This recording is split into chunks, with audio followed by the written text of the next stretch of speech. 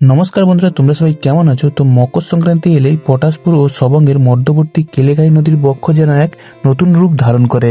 পৌষ সংক্রান্তিকে কেন্দ্র করে এখানে শুরু হয় ঐতিহ্যবাহী তুলসী চারার মেলা, আর যার ইতিহাস প্রায় 528 বছরেরও বেশি পুরনো। তো মেদিনীপুর জেলার অন্যতম প্রাচীন এই মেলা প্রতি বছর হাজার হাজার পুণ্যার্থীর সমাগমে মুখর হয়ে ওঠে। তো আমি চলে এসেছি তুলসী চারার মেলাতে। তো প্রথমেই যাচ্ছি তুলসী মন্দিরে, আর এই মন্দিরে পৌঁছতে হলে কেলেঘাই নদীর ওপর তৈরি করা দুটি অস্থায়ী সেতু পার হতে হয়, আর প্রতিটি সেতু পার হতে জনপ্রতি নেওয়া হচ্ছে 3 টাকা। তো পটাশপুরের গোকুলপুর গ্রামে কেলেঘাই নদীর বুকে অবস্থিত তুলসী মন্দিরকে কেন্দ্র করে এই মেলার সূচনা।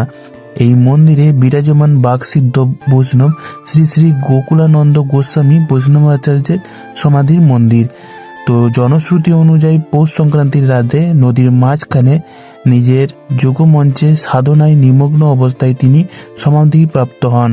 তো দেহত্যাগের আগে তার শিষ্যকে নির্দেশ দিয়ে যান পৌষ সংক্রান্তির ভোরে পুণ্যস্নান করে কেলেঘাই নদী থেকে 3 মুঠো মাটি তুলে তুলসী মঞ্চে দান করলে ভক্তদের মনস্কামনা পূর্ণ হবে। তো এই বিশ্বাসকে কেন্দ্র করে প্রতি বছর পৌষ সংক্রান্তির ভোরে হাজার হাজার মানুষ কেলেঘাই নদী থেকে পুণ্যস্নান সেরে তুলসী মঞ্চে মাটি দান করে পুজো নিবেদন করেন।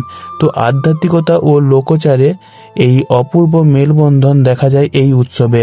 সম্প্রতি কেলেঘাই নদীর বাঁধ সংস্কারের ফলে মেলার পরিসর আরও বেড়েছে। বর্তমানে প্রায় 13-14 একর এলাকা জুড়ে এই মেলা বসে। এক সময় মাত্র একদিনের মেলা হতো এখানে, আজ তা বিস্তৃত হয়ে 7 থেকে 8 দিনের উৎসবে পরিণত হয়েছে। তো এই মেলার অন্যতম প্রধান আকর্ষণ হলো তুলো কেনাবেচা। তো আমার মনে হয় এটি মেদিনীপুর জেলার সবথেকে বড় তুলোর মেলা, আর এখানে যে দামে তুলো পাওয়া যায় তা পশ্চিমবঙ্গের অন্য কোথাও সহজে মিলবে না। তুলো তুলনামূলক খুব সস্তা হয়, দূর দূরান্ত থেকে বহু মানুষ এখানে আসে তুলো কিনতে। তো দীর্ঘদিন ধরে বিভিন্ন প্রান্তে তুলো ব্যবসায়ীরা এই মেলায় তাদের পসরা সাজিয়ে বসেন। এছাড়া এই মেলাতে পাওয়া যায় ভাবসঙ্গীত ও লোকসঙ্গীতে ব্যবহৃত নানা রকম বাদ্যযন্ত্র, বেতের তৈরি নানা সামগ্রী। আর এই দাদু তো মেলাতে আমার বিয়ে দিয়ে দিতেই চাইছিল। দাদুর সঙ্গে বেশ কিছু মজার কথাবার্তা হলো। তো এরপর চলে গেলাম মাটির সামগ্রী দেখতে। সত্যি বলতে আজকাল মাটির জিনিসের ব্যবহার অনেক কমে গেছে, কিন্তু কিছু জিনিস আছে যেগুলো মাটির পাত্র ছাড়া ভালো হওয়া সম্ভব নয়। তো এছাড়াও দেখলাম সবজি, মুদিখানার দোকান, আর সব থেকে আমাকে অবাক করলো এখানে সেলুন দোকান দেখে। তো সবংয়ের বিখ্যাত মাদুর, তো মাদুর মেলার শুরুতে প্রথম 2 দিন দেখা যায়, আর তারপর তেমন চোখে পড়ে না। তো তারপর ঢুকে গেলাম শঙ্খের গলিতে, আর এই গলিতে ঢুকলেই চারিদিকে সারাক্ষণ শোনা যায় শঙ্খধ্বনি। তো নানা রকম ঐতিহ্যবাহী মিষ্টি রয়েছে এখানে।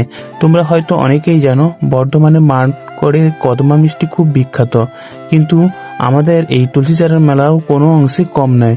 এখানে চলছে কদমা তৈরি। তো কিভাবে তৈরি হয় সেটা আমি একটা অন্য ভিডিওতে ভালো করে দেখাবো। তো সবশেষে চলে গেলাম রাইডগুলোর কাছে। বাচ্চা থেকে বুড়ো সবার জন্য রয়েছে নানা রকম রাইড। তো সময়ের সঙ্গে আকার ও বহরে বেড়ে উঠলেও আজও তুলসী চারার মেলা তার বিশ্বাস, ঐতিহ্য, সক্রিয়তায় অটুট রেখে চলেছে। তো সত্যি বলতে এই মেলাকে পুরোপুরি প্রেজেন্ট করা একটি ছোট্ট ব্লগের মধ্যে সম্ভব নয়, তবুও আমি চেষ্টা করলাম। তো তোমাদের কেমন লাগলো অবশ্যই জানিও। দেখা হবে পরের ভিডিওতে। ততক্ষণ তোমরা খুব ভালো থেকো, সুস্থ থেকো।